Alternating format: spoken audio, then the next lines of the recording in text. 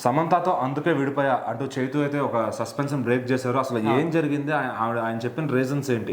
అంటే వీళ్ళిద్దరు కూడా ప్రేమించుకొని పెళ్లి చేసుకున్న తర్వాత విడిపోయిన తర్వాత సమంత మాత్రం అక్కడక్కడ కొన్ని సందర్భాలు, కొన్ని ఈవెంట్స్లో, కొన్ని ఇంటర్వ్యూలో కూడా డైరెక్ట్గా కాకపోయినా ఇండైరెక్ట్గా నాగ చైతన్య గురించి, వాళ్ళ విడాకుల గురించి, పెళ్లి గురించి మాట్లాడింది.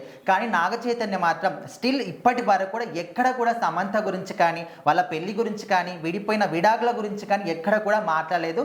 ఫర్ ది ఫస్ట్ టైం రీసెంట్గా తండేలి సినిమాకి సంబంధించిన ప్రమోషన్స్లో భాగంగా ఒక ఇంటర్వ్యూలో మాట్లాడుతున్నప్పుడు అక్కడ ఒక క్వశ్చన్ ఎదురైందనమాట. సమంతతోని విడాకులు తీసుకున్న తర్వాత మీరు ఏ విధంగా ఉన్నారని అడిగినప్పుడు ముఖ్యంగా నేను చెప్పిన మాటలు విన్న తర్వాత ప్రతి ఒక్కరు కూడా ఆలోచనలో పడిపోయారు. ఎందుకంటే వాళ్ళ విడాకుల విషయం కంప్లీట్గా వాళ్ళ ప్రైవసీకి సంబంధించింది. అంటే దాన్ని ఒక కామెడీగా తీసుకొని డైలీ ఏదో ఒక రకంగా దాన్ని ట్రెండింగ్ టాపిక్గా ప్రతి ఒక్కరు మాట్లాడుకోవడం, అందుకు విడిపోయారు, ఇందుకు విడిపోయారు. నాగ చైతన్య ఏ పోస్ట్ పెట్టినా కూడా సమంత కోసమే పెట్టాడు, సమంత ఏ పోస్ట్ పెట్టినా కూడా నాగ చైతన్య కోసం పెట్టి, ఇట్లా రకరకాలుగా అనుకుంటూనే ఉన్నారు. సో మొత్తానికి నాగ చైతన్య, శోభిత ఇద్దరు కూడా మళ్ళీ ప్రేమించుకొని మళ్ళీ పెళ్లి చేసుకున్నారు.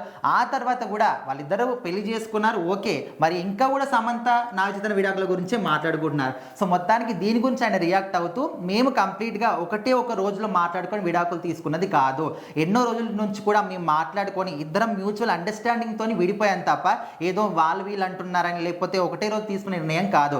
సో అలాంటిది. అండ్ ముఖ్యంగా ఇదంతా కూడా పబ్లిక్ మ్యాటర్ కాదు, మా పర్సనల్ విషయం. మేము ఆల్రెడీ కోరుకున్నాం, మాకు కొంచెం ప్రైవసీ కావాలని చెప్పాము, అయినా కూడా మీరు దీని గురించే మాట్లాడుతున్నారు.